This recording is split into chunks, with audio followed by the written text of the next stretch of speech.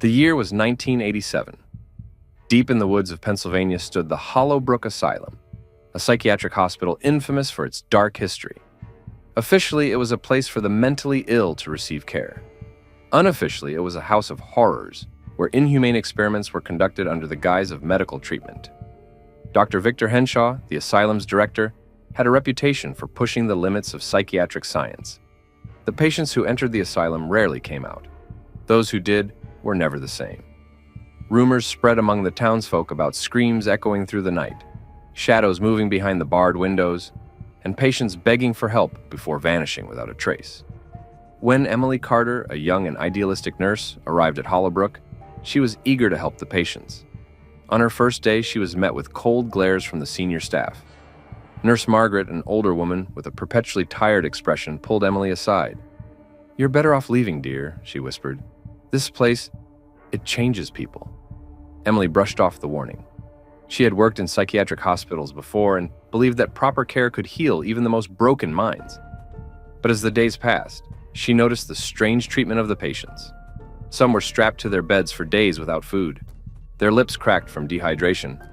Others were given electroshock therapy at alarming frequencies, their bodies convulsing until they were barely conscious. Then there were the ones who simply disappeared. One night, Emily was making her rounds when she noticed a door at the end of the hallway ajar. She had been told that Wing D was off limits, but curiosity got the better of her. Stepping inside, the air turned frigid, and the stench of decay filled her nostrils. The walls were lined with rusted chains, and metal tables with restraints stood at odd angles. She could hear faint whispers, pleas for mercy. At the end of the corridor was a single iron door, locked with multiple bolts. As Emily reached for it, a hand clamped onto her shoulder. Spinning around, she came face to face with Dr. Henshaw. "You shouldn't be here, Nurse Carter," he said, his voice eerily calm. His grip tightened as he led her back. "Stay in your lane and you'll do just fine here." Emily's heart pounded as she nodded, forcing a smile. But she knew she had to find out what was behind that door, the horrors within. Determined, Emily stole a set of keys from Nurse Margaret's office.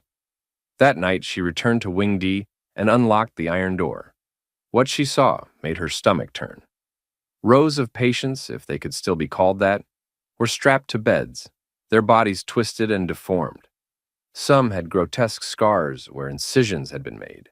Others were missing limbs. Their eyes, hollow and lifeless, followed her as she stepped further in. A figure stirred in the corner. A frail woman, her arms covered in deep wounds, reached out. "Help! Me," she croaked. Before Emily could react, alarms blared. Dr. Henshaw and his orderlies stormed in, grabbing her. "Curiosity is a dangerous thing, Nurse Carter," he said with a grin. "Perhaps it's time you became a patient yourself." Days turned into weeks. Emily was now locked in a padded cell, dosed with drugs that blurred her thoughts. But she hadn't given up. She had memorized the orderlies' shifts and knew when they would be vulnerable. On a stormy night, she made her move. Overpowering a nurse on duty, she stole her keycard and slipped into the hallways. The power flickered as she sprinted to the exit, but before she could escape, she heard it. The cries of the patients trapped in Wing D. Guilt gnawed at her. She couldn't leave them behind. Bursting into the forbidden wing, she unstrapped as many patients as she could. Some were too weak to move, but others, filled with rage, grabbed makeshift weapons. Together they stormed out, overpowering the staff. Dr. Henshaw was found cowering in his office. The patients dragged him into one of the metal tables, restraining him as he screamed for mercy. They had suffered under his hand for too long.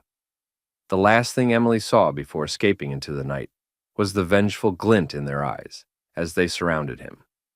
Hollowbrook Asylum burned to the ground that night. Authorities found no trace of Dr. Henshaw or the patients. Only Emily was discovered wandering the nearby highway, her white uniform stained with blood. No official records of Hollowbrook's experiments were ever found. But locals say that on quiet nights, if you listen closely near the ruins, you can still hear the echoes of the forgotten, the whispers of those who suffered within its walls. Some say Emily Carter was never the same after that night. Others claim she still searches for those lost souls, unable to forget the horrors of Hollowbrook Asylum. Dr. Victor Halloway was a legend in the medical world, a brilliant surgeon with unmatched precision.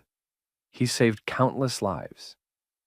Yet, beneath the pristine white coat and surgical mask lay a horrifying secret, one that would soon unravel in the dark corridors of St. Augustine Hospital. Late one stormy night, an emergency case arrived. The patient, a middle-aged man with deep lacerations across his body, was barely alive. What puzzled the staff was his silence.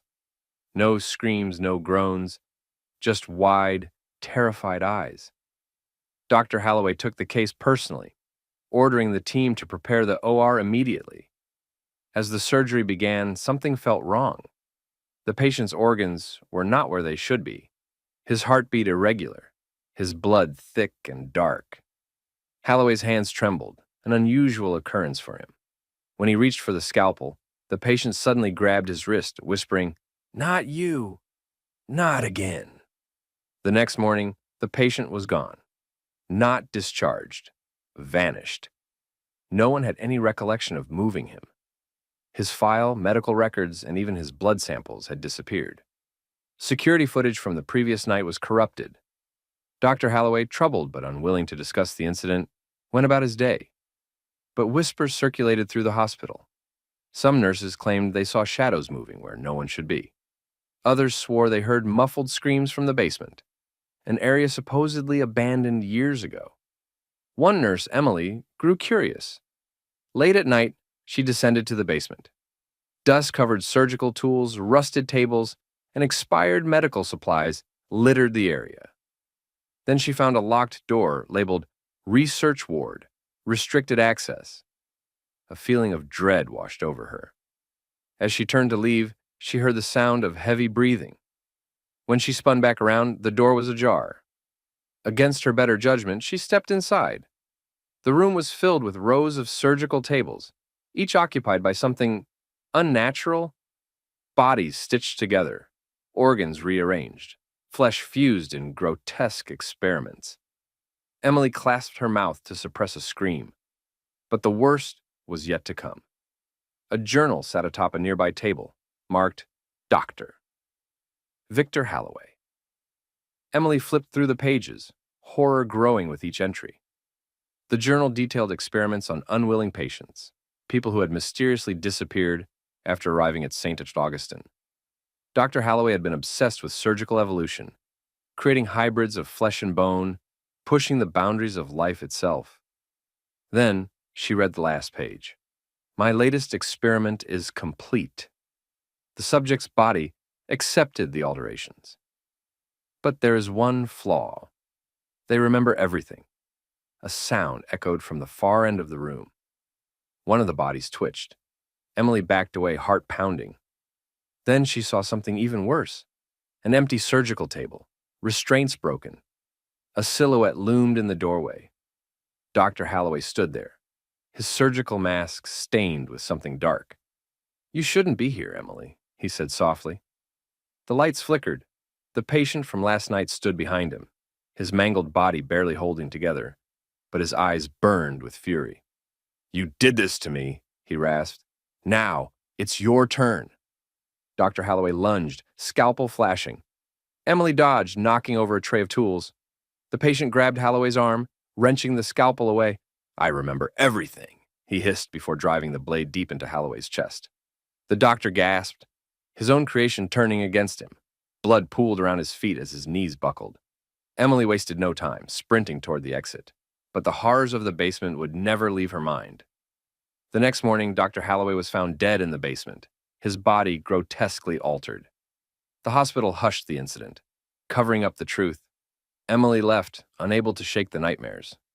Months later, St. Augustine Hospital was shut down after a series of unexplained disappearances. Some say the spirits of Halloway's victims still wander the abandoned halls. Others claim to hear whispers in the darkness. And sometimes, late at night, a scalpel clatters to the ground, as if a surgeon's work is never truly finished.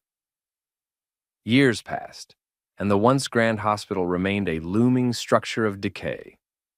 The town refused to speak of it, yet urban explorers and thrill seekers ventured inside, only to leave in terrified silence, if they left at all. Reports surfaced of strange figures glimpsed in the shadows, of voices whispering in sterile corridors, of surgical tables seemingly untouched by time, yet stained with old blood. A man named Daniel, a paranormal investigator, decided to document the mysteries surrounding St. Augustine Hospital. Equipped with cameras, voice recorders, and an iron resolve, he entered its decayed halls. His flashlight flickered, casting eerie shadows on the peeling walls. The air was thick with a metallic scent, the scent of old blood and something deeper. Something wrong.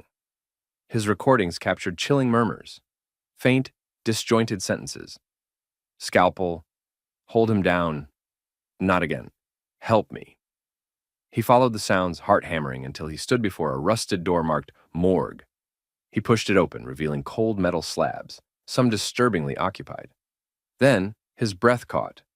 One slab was empty, yet the straps that once restrained a patient were torn apart. Fresh blood stained the surface. A chill crept up his spine. His camera flickered, the image distorting. Then, through the viewfinder, he saw it. A shadow moved behind him. He spun around, but there was nothing there. But as he turned back to his camera's screen, a face loomed inches from his, a grotesque fusion of stitched flesh and hollow eyes. The same patient who had whispered, "Not you." Not again. The camera hit the floor as Daniel's screams echoed through the hospital. The footage was later found. But Daniel never was, and St. Augustine Hospital remained, a tomb of horrors, waiting for its next victim. The towering iron gates of Blackwood Asylum loomed before Ethan Carter and the three others who had been sentenced to its depths. Accused of madness, deemed unfit for society, they were thrown into the hands of a facility that promised care, but delivered torment. Ethan had heard whispers about Blackwood before he was dragged in. Rumors of missing patients, grotesque experiments, and a darkness that seeped through the very walls of the asylum. But nothing could prepare him for the horrors that awaited inside. The first sign that something was wrong came, as soon as they crossed the threshold. The smell of rot and disinfectant clung to the air. The nurses, clad in pale uniforms, stared blankly, their eyes devoid of warmth. The orderlies moved with eerie precision, their expressions unreadable. Dr. Wallace, the head physician, welcomed them with an unsettling smile. "You'll be safe here," he assured them, but his tone carried no comfort. Ethan was stripped of his belongings, forced into a threadbare hospital gown, and led down a dimly lit corridor to his cell. The walls were yellowed with age, the sound of distant screams echoing faintly through the halls. He wasn't alone. Beside him, a woman named Lillian trembled in her cot, whispering prayers under her breath. On the other side, a man named Daniel sat rocking back and forth, muttering about things he had seen. That night, Ethan was awoken by the sound of dragging footsteps. He pressed his ear against the cold bars of his cell door, peering into the corridor. An orderly pushed a gurney carrying a motionless patient. The patient's face was twisted in an expression of sheer terror, but what truly sent shivers down Ethan's spine was the device affixed to the patient's head. A crude metal contraption with wires snaking out of it, disappearing beneath the folds of a blood-stained sheet. The next morning, Dr. Wallace conducted his rounds. "Therapy is key to your recovery," he said, his voice smooth but devoid of sincerity.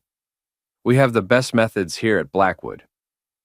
Ethan was led to a treatment room where he was strapped to a chair. Electrodes were placed against his temples, and Dr. Wallace stood over him, his gloved hands adjusting the dials of a rusted machine. "You see, Mr. Carter," the doctor murmured, "we believe madness is like a disease, one that can be burned out of you." The machine roared to life, sending an unbearable current through Ethan's body. Pain flooded every nerve, a searing agony that stole his breath. He clenched his teeth, fighting the urge to scream, but the pain was overwhelming. When the machine finally powered down, his body went limp, his head lolling to the side. "Progress," Dr. Wallace declared, before having him dragged back to his cell. Days turned to weeks, and the treatments continued. Ethan soon learned that he was not alone in his suffering. Lillian was subjected to ice baths so cold they burned her skin. Daniel was locked in a pitch-black room for days at a time, his screams ignored. Others were subjected to even worse fates. Lobotomies performed with crude instruments, flesh carved away under the guise of medical research. One night, Ethan and Lillian made a desperate plan to escape. "We won't survive much longer," Lillian whispered. "Daniel's already lost his mind, and we're next." They waited until the dead of night when the halls were silent. Ethan used a loose screw from his cot to pick the lock. The door creaked open, and they crept down the hallway, hearts pounding in their chests. They made it to the main corridor, but just as they reached the exit, a shrill alarm blared through the asylum. Orderlies swarmed them like vultures, pinning them to the cold floor. Dr. Wallace arrived moments later, his expression one of twisted amusement. "Oh, Ethan," he sighed, shaking his head. "You disappoint me." Lillian screamed as she was dragged away. Ethan fought, but the orderlies were too strong. Darkness swallowed him as a syringe was plunged into his neck. When he awoke, he was strapped to a gurney, his body weak and numb. Dr. Wallace stood over him, holding a gleaming scalpel. "We're going to try something new today," the doctor said, his voice dripping with false sympathy.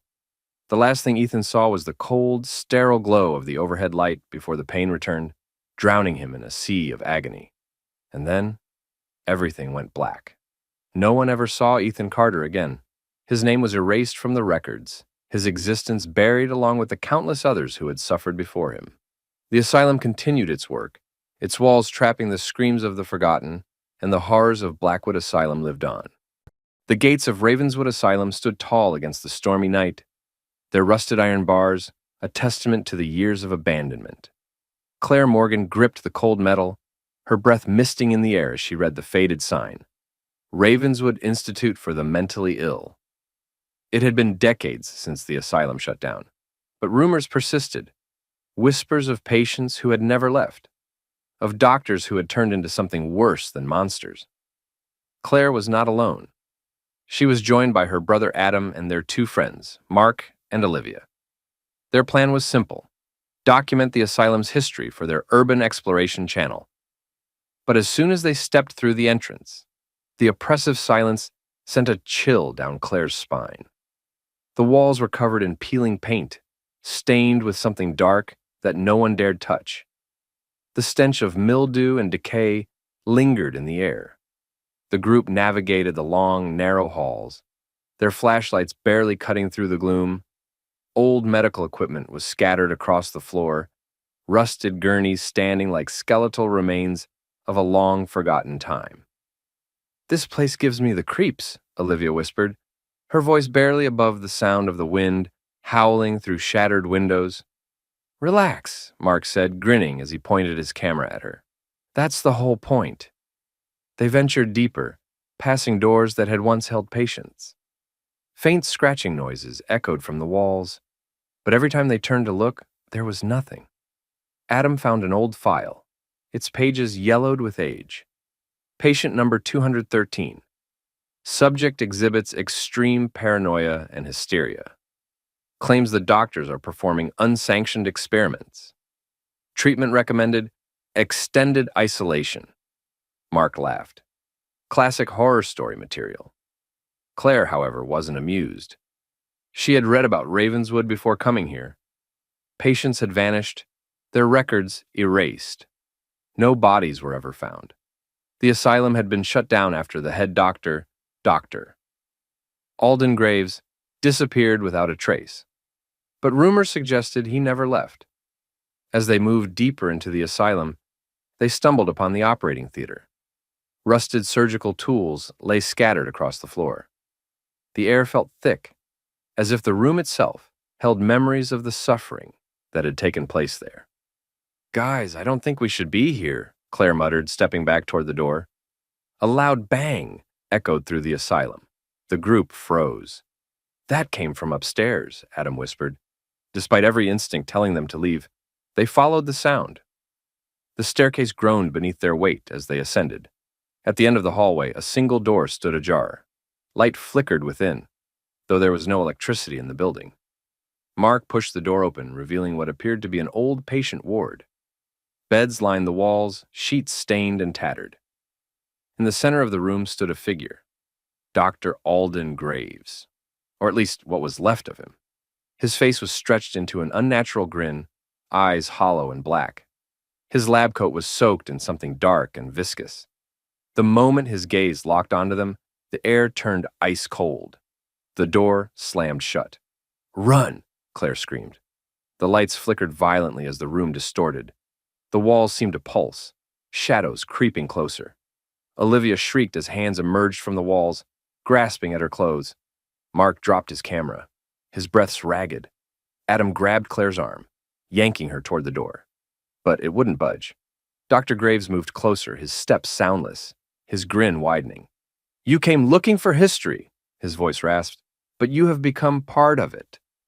The room twisted into something unreal. The walls melted away, revealing dozens of skeletal figures, patients who had never left. Their empty eye sockets bore into them. Silent screams etched into their decayed faces. Then, everything went black. Claire woke to the sound of Mark's voice. "Claire, wake up. We have to go." She bolted upright. They were in the main hall near the exit. Olivia was sobbing, clutching her arm where deep red marks marred her skin. Adam looked dazed, his face pale. "What happened?" Claire gasped. "I don't know," Mark panted. "One second we were in that room and the next, we were here." They didn't question it. They didn't look back. They fled through the asylum's entrance, gasping for breath as the doors slammed shut behind them. The next morning, Mark checked his camera. The footage was intact, except for the last 5 minutes. The moment they had seen Dr. Graves, the screen went black. But the audio remained. A voice, distorted and guttural, whispered, "You will never leave." And then, laughter. The rain poured heavily as the group of 5 stood before the gates of Ravenwood Asylum. The once magnificent building was now a ruin, its towering structure barely holding together after decades of abandonment. James, the leader of their paranormal investigation team, adjusted his camera and motioned for the others to follow. "All right, team," he said, his voice filled with excitement. "Tonight, we uncover the truth about Ravenwood." Legend had it that the asylum had been shut down due to the horrific experiments conducted by Dr. Edgar Whitmore, a physician obsessed with curing insanity through extreme and unethical methods. His patients were not just mentally ill, but also unwilling test subjects for his dark experiments. When authorities raided the asylum, they found no traces of him, just hollowed-out husks of patients who were too traumatized to speak. James, Sarah, Daniel, Lisa, and Ryan made their way inside. The air was thick with the scent of mold and decay. Their flashlights illuminated the decrepit hallways, casting eerie shadows that seemed to move on their own. "This place is a nightmare," Lisa whispered, hugging her arms tightly. "And yet, we're still here," Daniel muttered. As they ventured deeper, they found a rusted elevator door slightly ajar. Behind it was a staircase leading downward. "The underground levels," James muttered, "where Whitmore performed his experiments." The group hesitated. Every instinct told them to turn back, but curiosity pushed them forward. Step by step, they descended into darkness. The basement was worse than they had imagined. Rows of rusted metal tables lined the room, each one equipped with restraints. Crude surgical tools lay scattered across the floor, their edges still stained with dried blood. Broken glass crunched beneath their feet as they moved cautiously. Sarah pointed at a dusty filing cabinet. "There might be records here." She pulled open a drawer, revealing countless folders. Most were too damaged to read, but one remained intact. The label read Subject 47, Failed Experiment. Lisa covered her mouth as Sarah read aloud, "Subject showed no improvement after repeated electroshock therapy. Subject's responses became erratic. Increased aggression noted. Subject reported hearing voices." Dr. Whitmore insisted on continuing treatment. "Treatment?" Ryan scoffed. "Sounds more like torture." A distant metallic clang made them freeze. "Did you hear that?" Daniel whispered. The sound came again, closer this time. "We need to go," Lisa said, panic rising in her voice. James nodded, but before they could move, the overhead lights flickered to life. The group exchanged terrified glances. There was no power in the building. A low, guttural growl echoed through the corridor. The team turned as a shadow emerged from the far end of the basement. It was humanoid, but its body was grotesquely disfigured. Its skin, pale and stretched thin, barely concealed the writhing veins underneath. Its hollow eyes locked onto them as it took a slow, deliberate step forward. "Run!" James shouted. They bolted up the stairs, their footsteps thundering against the rusted metal. Lisa screamed as a cold, bony hand grasped at her ankle, but Ryan yanked her away just in time. They reached the first floor and slammed the door shut. James braced against it, his heart pounding. What the hell was that? One of Whitmore's patients? Sarah gasped, clutching the file to her chest. A deep, guttural voice drifted through the door. "You shouldn't be here," Lisa sobbed. "We have to get out." Suddenly, the walls around them groaned, and the building seemed to come alive. Doors slammed shut, lights flickered, and distant screams filled the air. Phantoms of past patients reliving their torment. The group sprinted toward the exit, but the doors refused to budge. James turned back, his eyes scanning for another escape route. The windows! Daniel grabbed a chair and hurled it at the nearest window. The glass shattered, and they wasted no time scrambling out. James was the last to jump, just as an inhuman shriek filled the air behind him. They ran until Ravenwood was nothing more than a shadow in the distance. Only then did they collapse onto the wet grass, gasping for breath. Sarah clutched the file. We have proof now. James looked back at the asylum, its windows dark and uninviting. Some things should stay buried. As they stood to leave, Lisa noticed something on her arm. Long, jagged scratches that hadn't been there before. A whisper drifted through the night air. You will never leave. The group fled, but deep down, they knew the asylum had marked them. And Ravenwood never lets its subjects go.